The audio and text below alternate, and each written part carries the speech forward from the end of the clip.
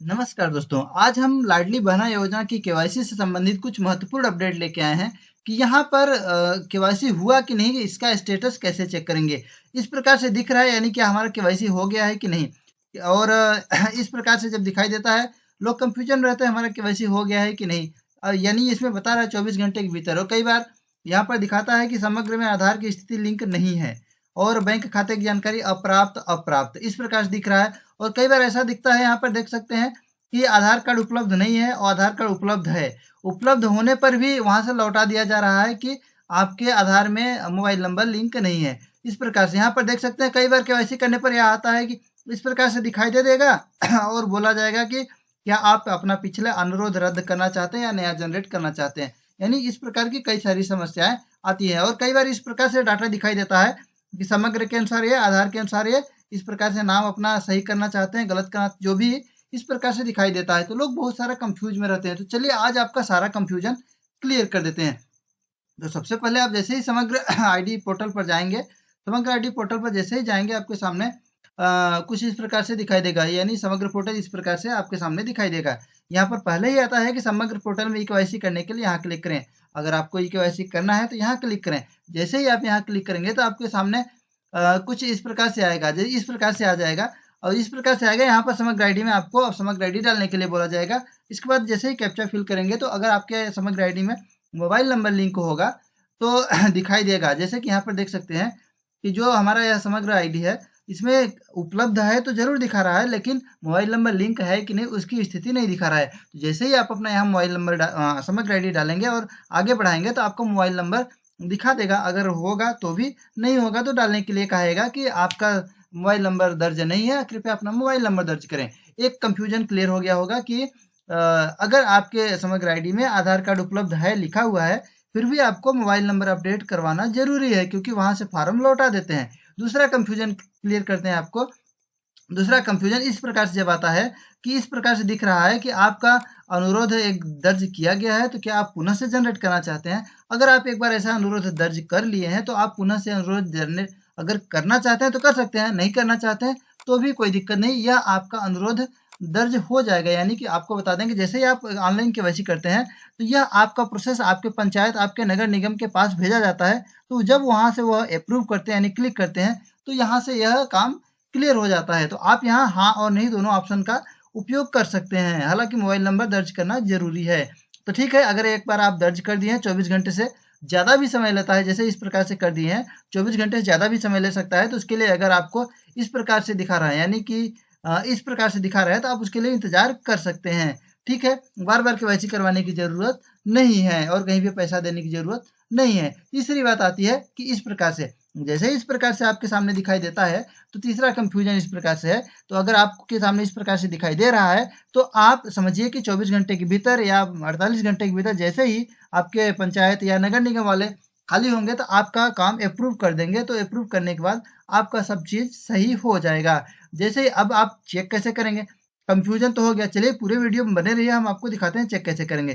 कई बार क्या होता है कि यहाँ पर आ जाते हैं, समग्र आईडी का डाटा दिख रहा है और परिवार आईडी दिख रहा है, यहाँ पर समग्र के अनुसार डाटा दिख रहा है, यहाँ पर आधार के अनुसार डाटा दिख रहा है, यहाँ पर हिंदी में नाम, अंग्रेजी नाम। कई लोग यहाँ पर आके छोड़ देते हैं। यहाँ पर आके भी नहीं छोड़ना है, यहाँ पर नीचे सहेजे पर क्लिक कर, नीचे ऑप्शन पर क्लिक करेंगे और नीचे ऑप्शन पर जैसे ही क्लिक करेंगे आपके सामने इस प्रकार से शो हो जाएगा। यानी इस ऑप्शन तक जरूर पहुंचना है। इस ऑप्शन तक अगर जरूर पहुंचे, क्योंकि कई बार कहता है कि आपका आवेदन सफलतापूर्वक सत्यापित कर दिया गया है। किस प्रकार से दिखाता है उसका भी उदाहरण आपको दिखा रहे हैं। कई बार आपके सामने इस प्रकार से आता है कि आपको सफलतापूर्वक सत्यापित कर दिया गया है, आपका समग्र आधार के साथ लिंक हो गया है। क्या आप अपना हिंदी में नाम बदलना चाहते हैं तो यहाँ से भी आप आगे जा सकते हैं और हिंदी में नाम बदल के और उसको फिर सुरक्षित करे पर क्लिक करेंगे, तभी आपका समग्र आईडी केवाईसी पूरा माना जा रहा है। क्योंकि कई जगह वह अधूरा मानकर वापस कर दे रहे हैं। इस प्रकार से कई सारे कंफ्यूजन थे। अब चलिए आपको बताते हैं कि एनपी यानी स्टेटस कैसे चेक करें, हुआ है कि नहीं, उसका स्टेटस कैसे चेक करें।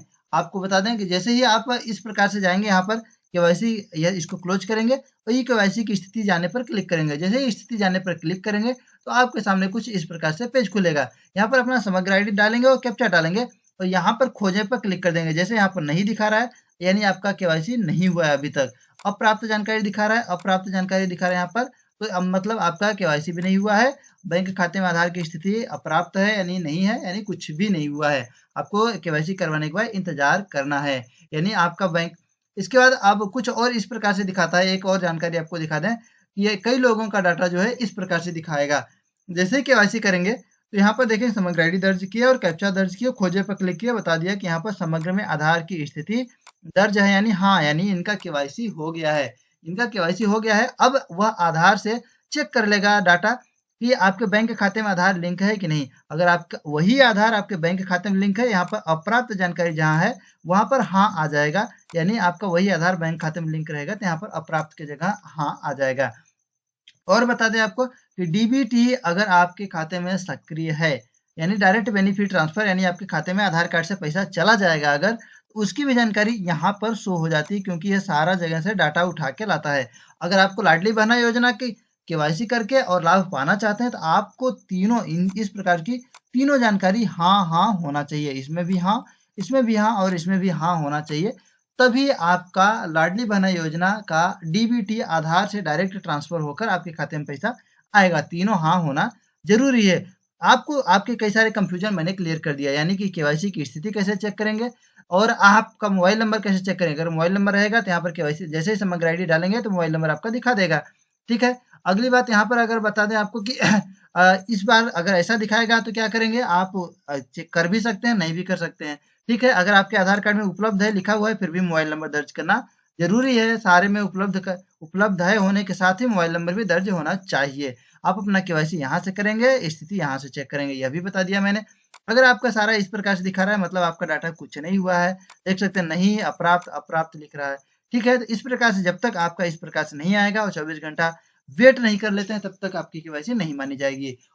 मैं उम्मीद करता हूँ कि आपको यह जानकारी अच्छी लगी होगी और इसी प्रकार के नए नए अपडेट के साथ आप हमारे चैनल पर बने रहेंगे। और इम्पोर्टेंट बात आपको कुछ और बता दूं, कई लोग क्या कहते हैं कि हमारे आधार कार्ड में कुछ और है और समग्र आईडी में कुछ और है। तो आधार कार्ड में कुछ और है, समग्र आईडी में कुछ और है। देख सकते हैं जैसे यहाँ पर मैंने किसी व्यक्ति का डाटा खोला है, यानी यहाँ पर संगीता कुमारी है, यहाँ पर संगीता यादव है, फीमेल फीमेल है और यहाँ पर जन्म तिथि 1198 सही है, एड्रेस कुछ अलग है। तो ठीक है, यहाँ पर अगर आप इसको सेम करना चाहते हैं, कई लोग कहते हैं कि अगर आपका समग्र में डाटा और आधार में डाटा सेम होना चाहिए, तो जैसे ही आप केवाईसी करेंगे इसको, तो यहाँ पर संगीता कुमारी, यहाँ पर संगीता यादव, तो यह 24 घंटे बाद चेक करेंगे और पंचायत वाले जैसे ही अप्रूव कर देंगे या नगर निगम वाले, तो यह संगीता यादव आपके समग्र आईडी में भी संगीता यादव हो जाएगा। यानी इसको जैसे ही आप क्लिक करेंगे, क्लिक करने के बाद जैसे ही सब कुछ सही करेंगे तो आपके सामने कुछ इस प्रकार से आ जाएगा और 24 घंटे के बाद आपका वह जैसा ही आधार कार्ड में जन्म तिथि और नाम है उसी प्रकार से आपके समग्र आईडी में भी हो जाएगा।